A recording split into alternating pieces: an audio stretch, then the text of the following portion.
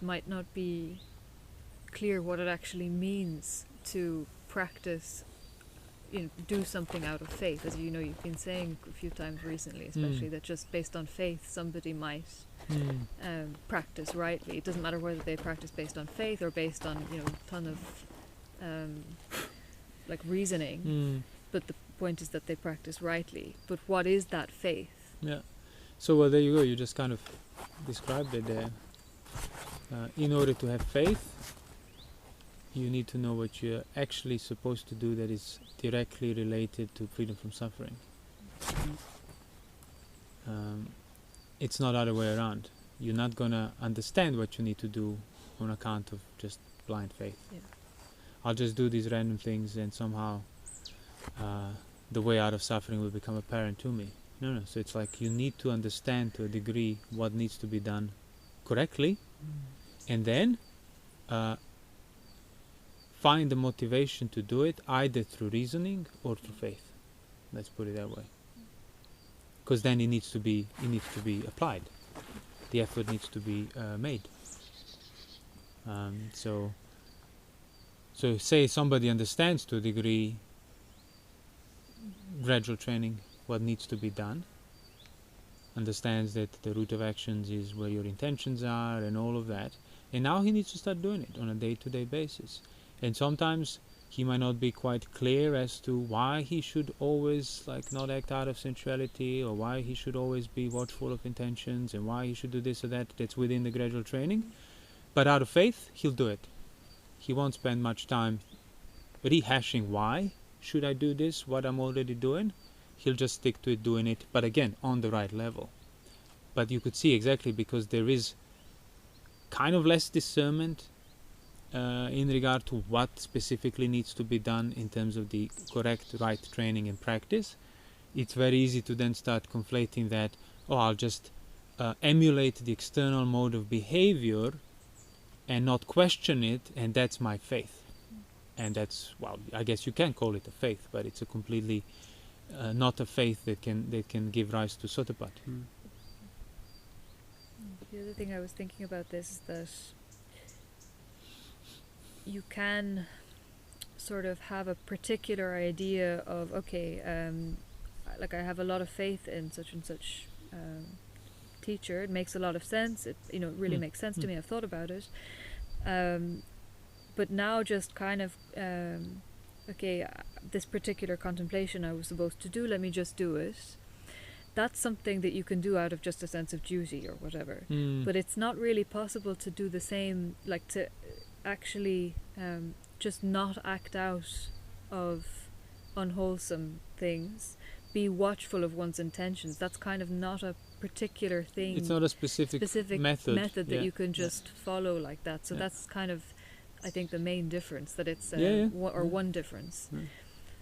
And the other thing is, I think even just in order to be able to do that, you already kind of have to be somewhat taking responsibility for your own idea or view of what you think or what you believe should be done. As in, rather than just, so-and-so said, or this is what I believe in, and let me... And also, sometimes if you hear something that does sort of resonate with your current level of understanding and so on, and you feel inspired and you feel like you have faith to do what that person says, well, you should also ask yourself and know, wait, but what is it that I find inspiring? In hearing this teaching from so-and-so, I feel so inspired. What is the inspiring aspect? What facet of that inspires me? Am I clear? Or do I or I don't know? Or, as long as there is an inspiration, I won't question it further. No, you have to. Because you might simply be inspired by the way somebody speaks, and you still haven't understood what he's saying. Yeah, are you inspired by the teacher or the teaching? Yeah. But then again, when you say, I'm inspired by the teaching, but are you understanding it correctly, or are you just reading into it what you already think teaching is?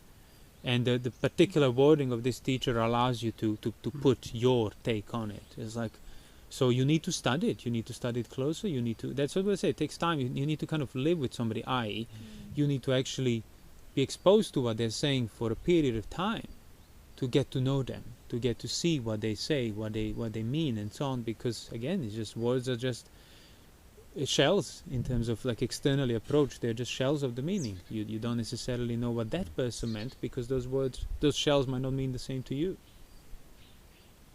So all of that will already bring a discernment, authenticity and clarity. So then even if you don't necessarily find a specific inspiration through a specific teacher, by questioning like this, well, you'll be able to inspire yourself. Because you have the suttas, you have the stuff said, and now you kind of know to not just take it for granted, because you develop that habit of questioning it. So, yeah, then you won't need an external inspiration in order to practice. Yeah? That was the other thing I wanted to bring up. Like, a faith often the idea of faith, it does often imply faith in a particular, I don't know, guide or teacher or something. Or a method, or yeah. A method something or palpable, measurable, like that I can forget about myself or my responsibility and just do it, just commit to it and do it. Which it doesn't, No, not obviously correctly at all. I mean, yeah, you should follow the method of watching your intentions before every single action you make throughout the day. So, but how much of a method that is, well, you'll find out. But in a way, yeah, if you need a method, commit to a method of the right kind. But it's not going to be found on that level, yeah.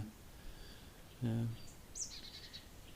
And the reason that that's called faith, that there is an element of faith always, even if you have all of the, even if you're just kind of committing absolutely to reasoning and needing to understand everything, you still need to have some faith element, because where the work ends up really needing to be done is on a level where you can't. I suppose to give the example of the other talk recently about enduring things on the right level, and you were talking about seeing them as phenomena and so on. And there was one point then somebody made this, if you were to see it as a phenomenon correctly, that pressure won't be felt. But you don't see that end of it when you're starting, just having to kind of learn how to endure it on the right level.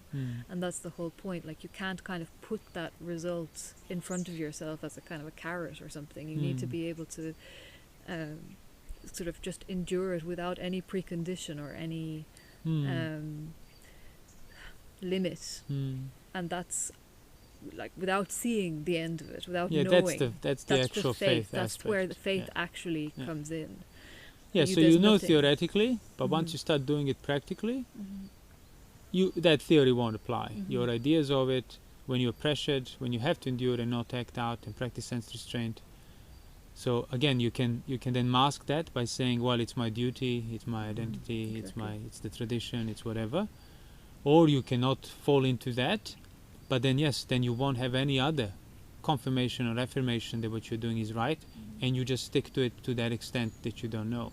And that's because again, what you're doing is simply what you're doing is what you know you should be doing, which is refrain from sensuality, not act out. But obviously, as I said, when those things are actively pressuring you, you kind of there is this need of, okay, give me some affirmation of this, some reassurance that what I'm doing is right, although you know that what you're doing is right. You're not acting out of sensuality, that is already right. It might not feel how you want it to feel, but it is right. So have faith in that knowledge, have faith in that instruction, and stick to it. That's what faith means. So you realize really, faith in terms of like sada from the suttas should be translated as confidence, not faith. I mean, faith is not wrong once we clarify everything else around it, but more accurately, it's really confidence. So I'm confident that what I know I should be doing is the right thing on account of reasoning, on account of everything else, on account of information, on account of pondering. So I'm doing it out of that confidence. So it's like I have confidence in instruction implies that to that degree you have some discernment of the instruction. Like, what are you confident about? But if you say I have faith in instruction, means I just need to surrender to it and my work's done. Like, same, I have faith in Jesus or whatever. It's like, no, I have confidence in the teaching. Okay, well, please explain the extent that you understood it. That gives you confidence. Then maybe I'll get the same confidence. But I have faith in it. How well he's the greatest. He's the best. Okay, great. So I approve of that. So I have faith because he's the greatest. He's the best. I'll be the saved. I'll be saved. I'll be the saved one. But like, well, that's not confidence. That is just blind faith. I'm reminded of the sutta. I might read it now. That it's like even though you understand that renunciation is peaceful, yet you don't do it when it comes to it. When you can do it when you can. Yeah, you're doing it, but when the pressure builds up, you give it up. Yeah, even if I know that it's peaceful, I've reasoned it out to a great extent. Why am I not? Why does my mind launch out towards renunciation? Because you what am I haven't missing? developed confidence in what you already know. You don't have enough faith in it. Or because you haven't given up desire. Well, no, you haven't given up desire because you haven't given up desire. And you haven't given it up because you don't have enough faith in giving it up. So the point is, the time will come, as I said, when no amount of your information can do the work for you, and then you have to endure the pressure of desire, and that's where your faith in what you know is measured. I have no reason to not act out of this sensuality. My mind is already made up. I'm going to go, I'm going to take it, I'm going to get it, but I know I shouldn't. Just that pretty much remote, abstract, far removed, no weight whatsoever to it, thought of I shouldn't do it, you have faith in that enough and you won't do it. So yeah, if you keep breaking the precepts, means you don't have enough faith in not breaking the precepts. That faith won't just magically appear in these thoughts. You need to. So if you don't have enough faith, you need to build it up. You build it up through developing that confidence. Confidence that this is actually the way out. That this is what I fundamentally want to achieve even through sensuality. It's actually achieved through sense restraint. Peace, equilibrium, satisfaction. So you're questioning what faith you have. Yeah, you question what faith you have, see if you lack it, and you lack it if you, as I say, if you keep acting out, and then actually start making the effort. So instead of just sitting down and chasing calm, full, pleasant experiences, sit down and keep reviewing, revisiting, and building up that confidence in things that you know you should be doing, and yet you keep failing. You keep failing because you haven't obviously thought it well through. Because if you did, it would have sunk in deeper.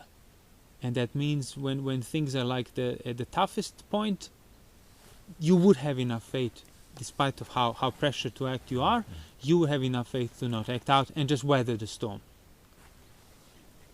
So you don't weather the storm when you don't have faith in what you're doing during that storm, i.e. sense restraint. So how do I stop breaking the precepts? That's how you stop breaking the precepts. By constantly reflecting and pondering on the dangers of doing so, on the benefits of not doing so, on everything else that's involved, like your day-to-day actions, the perils of desires, the disruption of peace, all of that.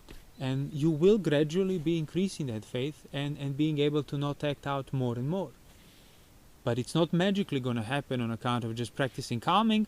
Then when pressure comes, my mind is disrupted now, and everything that I heard before and that I know, or even that I understood, has no weight now for the duration of this pressure, and I'll just act out. That time has to come for everyone, and that's where you measure your actual faith. We said that before. That's why somebody like an actual Sotapanna is not an Anagami yet, because he might be lacking faith within his great state of faith and confidence. On some specific aspects, he might not have enough faith.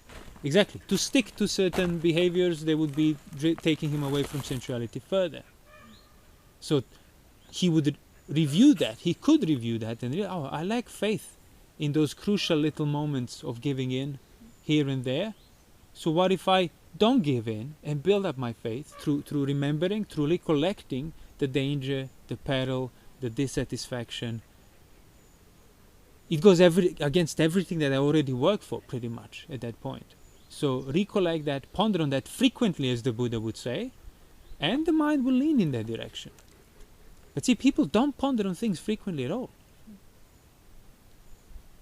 with that kind of intent, right intent behind it. Like they might ponder on something, and then adopt the view on account of it, and that's it.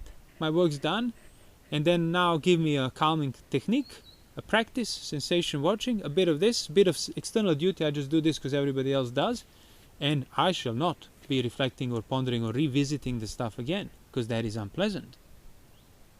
But it's like, no, the practice is frequently recollect. Again, not mechanically go through the words and mantras, but revise, recollect, bring up. Until your mind does turn Ideas. away from Yeah, exactly. Ideas, contexts, information that you learned before, until the mind actually starts to settle in there. And the more often you do that right type of recollection, the calmer the mind would be, the less disturbed. And same when the Buddha says in the suttas, the householder who has the right view, his samadhi, his pleasant abiding, like jhana for monks, is when he frequently recollects the Buddha, the Dhamma, the Sangha, the unbroken virtue. Again, not as a blind recital to a golden shrine, but actually recollects the value, the meaning, the point, his involvement, makes it alive through recollection and diligent mental effort.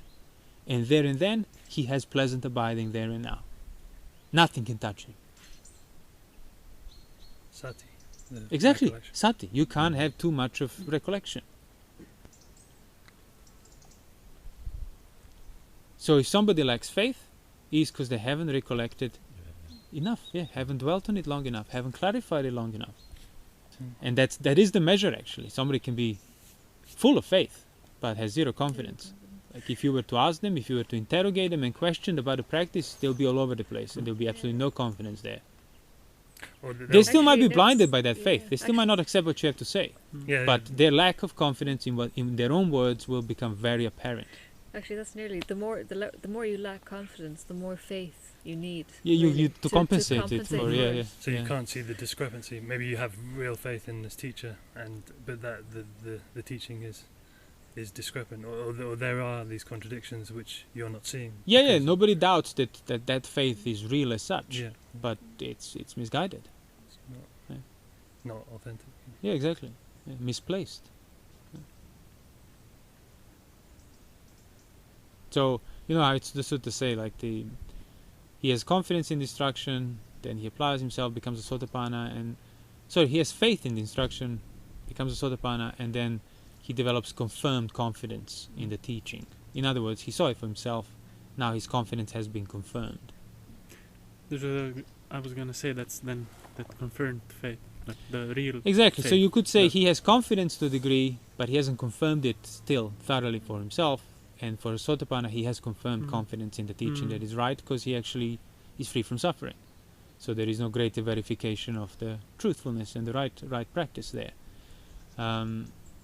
So you could say he has faith that then gets confirmed. But see, when you know now that this works, there is no belief involved anymore. Now you know. You have confirmed it that it works, so you don't need to believe it and hope that it works. It works. Because you escaped. Yeah, like the sutta of the hen having to sit on its eggs for chicken to lay out, to come out safely. You could say first time hen doesn't necessarily know that if she lays on the eggs, the chicks would come out safely. He has some confidence and some faith that that's how it works, and then he does the work. It sits on the eggs, and the chicks come out safely. Then for the next time, she won't have to question it again, because she has confirmed that that's what it works. So in the beginning, for the first time, she might have had a lot of doubt of, should I get up now? Should I stay? How long should I stay? Should I leave? How quickly I have to return? Maybe this won't work. Maybe I need to leave them alone for them to hatch. Maybe all of these thoughts would have been passing through its head. But if it actually sat on its eggs, the chicks would have come out safely, and then all that doubt was just wiped away, because it was confirmed that that's how it works. So next time, she won't have the same doubts again, because all she needs to do is just not give in to those doubts, because she knows that what she's doing is already right.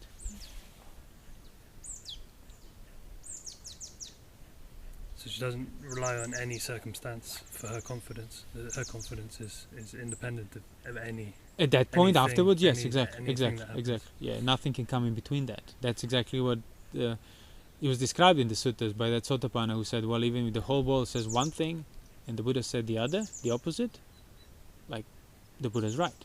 Not because he's a fundamentalist, blinded lunatic, No, it's because he actually confirmed that thing for himself. So nobody can come in between that.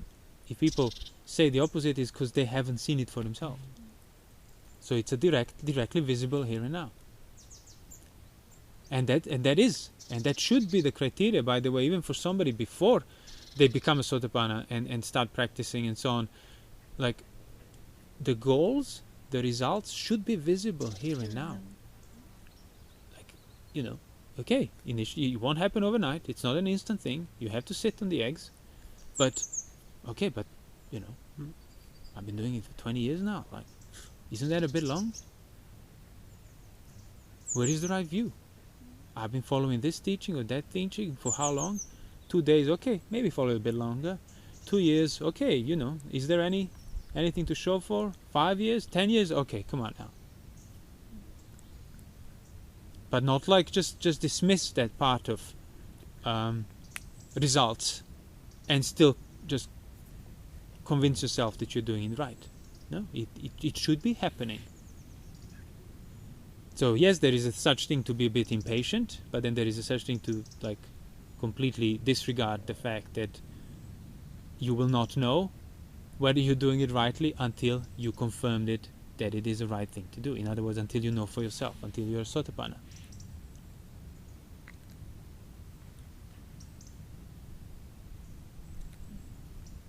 Comes down to not disregarding the goal. Your own aim. Yeah, exactly. What is my aim? When I have an aim, let me do what it takes to get to my Now aim. that aim, obviously, as I said, as you discern more, will become more refined. Let's put it that way, than what it used to be.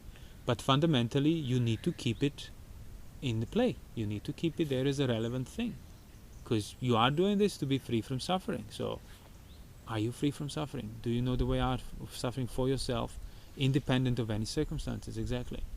Can something come in between it?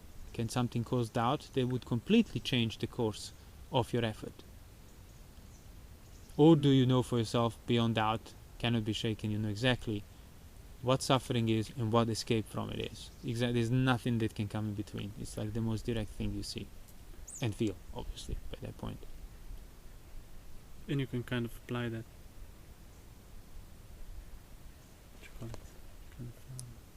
Way of thinking, even if you don't know for yourself, you can think, well, is my current understanding along the lines that could not be turned upside down by something or whatever? Exactly. And then kind of find out you can't go into like particulars and turn them around to fit without changing the whole thing. Yeah, exactly. Yeah. But kind of to find where your understanding or misunderstanding does not have that nature of being unable to be mistaken or turned it upside needs down. needs to be sound. Needs to be free from contradiction, free from like, you might be emotionally invested in it, and which is why it will be unpleasant to question it, and you're emotionally invested because freedom from suffering is taken personally, it's important, so that's fine, that's understandable, but that should not prevent you from questioning it. So you need to know that it is a sound thing that can hold the water, as it said, and that it cannot be upturned by the opposing view. In other words, you would see opposing view where where it lacks, where it doesn't add up, because you thought your view through. You didn't just accept it, took it on, and now, a disagreement comes or something that says, oh well, no, that's wrong, and you just go into defense mode without recognizing, wait, but do I see where this applies? Maybe it's right. What if it is right? Do I know that it isn't right? Do I know that I'm right? Or do I just desperately need to believe that I'm right and have to shut everything else out? Even if you don't know for yourself yet, you can certainly not find fault or any contradiction in the value of sense restraint and saying no to sensuality. You'll find a lot of pain in it, but that's not to say that it's not a logically sound conclusion, that it's better to be withdrawn from desires and not act out of them and not scratching the itch. You know that. Colloquially, you already know that. Everybody knows that. It's just they don't have enough reasons, because they haven't recollected sufficiently enough of the dangers, the context, the benefits. So they lack faith. They lack faith in sticking to it. This is that sutta that I was mentioning. It says, this is the layman speaking to Venerable Ananda. It says, Bhante Ananda, we laymen enjoy essential pleasures, take delight in sensual pleasures, and rejoice in essential pleasures. Renunciation seems like a precipice to us. I have heard that in this Dhamma and discipline there are very young bhikkhus who go forth and delight in that renunciation. But how come my mind doesn't delight in it, even though I know in theory all this, the teaching already? So anyway, there's a bit of a further discussion, but the Buddha says, before my enlightenment, while I was just a bodhisattva, it occurred to me, good is renunciation, good is solitude, yet my mind did not launch out upon renunciation and become calm, settled and liberated in it, though I saw it as peaceful. It occurred to me, why is it that my mind does not launch out upon renunciation? Then it occurred to me, I have not seen the danger in sensual pleasures, and I have not cultivated that insight. So that's even before he was enlightened. I have not thought about it. I have not achieved the benefit in renunciation and have not pursued it. Therefore my mind does not launch out upon renunciation. And then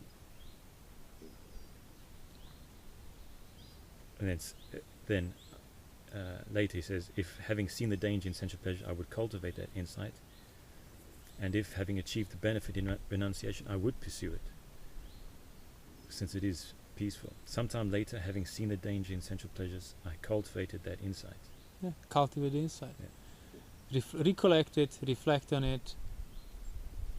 You get a degree of understanding, then cultivate that understanding further. So that's your meditation, that's your practice. Not like mindlessly sitting and switching the thoughts off and experiencing pleasant bodily sensations and then waking up from it and then not knowing how to deal with stuff when it starts pressuring you, because you haven't dealt with anything. You're just shutting yourself down because you don't want to deal with stuff. That's pretty much it. And that's completely the opposite of what the practice is. So reflect, recollect, sit down to meditate, quote unquote. And by that I mean sit down and spend an hour, dedicated hour of your time in like a motionless state of recollecting and reflecting and cultivating the insights of the danger, the peril, and when you get off your cushion, the danger, the traps, the baits will be all around you, and you will not go towards them, and you will maintain the context of the dissatisfaction and the precipice if you do, and all of that, and learn how to live among the bait without touching the bait, like the deer herd sutta. You need to learn that. It's not magically going to be revealed and highlighted little markers around the bait. No, you need to discern that and maintain that, and then you'll become comfortable within it. And then, obviously, having not been trapped for a long time, you're going to develop even more confidence in it, because you're actually free. You can run in between the bait and you will not get caught. That's how confident you'll be. You won't need to shelter yourself in that sense. But that takes work. Diligence, recollection, reflection, maintenance of the context, and enduring of the pressure of acting out that you don't give into. Yes, and the sutta goes on, you see the danger in that sensuality, you cultivate that insight, and the further away you obviously seeing something as dangerous, you're going to be moving away from it, dispassionate, not engaging, and that results in the first jhana, the peace of renunciation. So he's done nothing else except reflect where the baits are, where the traps are, and withdrawing himself from the traps. There is no. I don't know. What should I say no to? Because you haven't reflected on things long enough. If you do, it will become clearer, and there will be layers and layers that you can peel until you specifically, directly recognize the roots of sensual desire. In the beginning, you have to say no to too many things, unnecessarily so it will cause you a bit more pain. But if you make the effort to reflect, recollect, cultivate those insights, it will crystallize more and more. And then you realize, I can relax actually. This is not dangerous, that's not dangerous, this is not root in sensuality. But measure for that is the internal knowledge, not the external criteria or the word of another. Now obviously there are certain obvious things that are always rooted in sensuality, so things basically against the precepts. And I mean, like, say, 5 precepts, with the 3rd precept being celibacy. That's kind of intoxication, lying, stealing, and all of that. And sensual desire, distraction through your senses and sense objects. Yeah. So you need to say no to that always. Like you can't go wrong there, because more often than not, your intention will always be the root in sensuality when it comes to those things. But the cultivation needs to happen. Often, frequently reflecting. But just saying no to things, but still Exactly. desiring them. Well, that's the thing. People, you start by saying no to things, and what do you do then? Do you just hope now that on account of your saying no, truth will become apparent? Or have you, once you said no, are you now reflecting and recollecting and cultivating insights into danger, peril, so that you don't have to forcefully say no? You simply wouldn't want to go there when you recognize the danger of it. It's funny because maybe some people say, the pleasure of jhana will help you not go back to sensuality. Yeah. No, Yeah, the that's the common insight of misconception. The danger of sensuality Will not make you go back to sensuality. Exactly. And that's the Which is- jhana. Which is what the pleasure of it is. Yeah, Which is what the pleasure but of jhana is, yeah. It's like this pleasure will surmount this joy and satisfaction I get. Yeah, I'll from get the pleasure sensuality. so great that I will not want any pleasure lesser than that. Yeah. Well, that's the definition of sensuality. That's exactly like, let me just get this and I'll never want anything else again. That's like every sensual desire. Doesn't matter how big or small it might be. And even in that same sutta it says he was thinking about second jhana, but why? And he understood, but why doesn't his mind launch out upon it and get there? So The same thing it's applies. because he was finding delight in that first jhana, Yeah. the thinking and pondering. And once he saw that as an affliction, the danger in that, The danger, the obstacle, the lack of refinement, then when he The withdrew fruit. himself from first jhana into second. Yeah. So first jhana is the withdrawal from sensuality, second jhana is withdrawal from the first jhana, third jhana is withdrawal from the second jhana, fourth jhana is withdrawal from the third jhana. It's not like, I leap into it and then this. No. By completely withdrawing, abandoning desire for this, removing any kind of affinity towards it, seeing the danger, the peril, the lack of satisfaction, that's how you enter the next one. by seeing the affliction of the first jhana, he enters. And there's that sutta of the cow, was it the simile of the cow, where steps on one stone Yeah. and doesn't gain its balance and steadiness there, but it wants to step on the next one and then falls between the two. So same, like somebody starts withdrawing from sensuality, sense of first jhana, but then he wants the second jhana and then he gets neither. So withdrawal from desires internally, externally, drying up.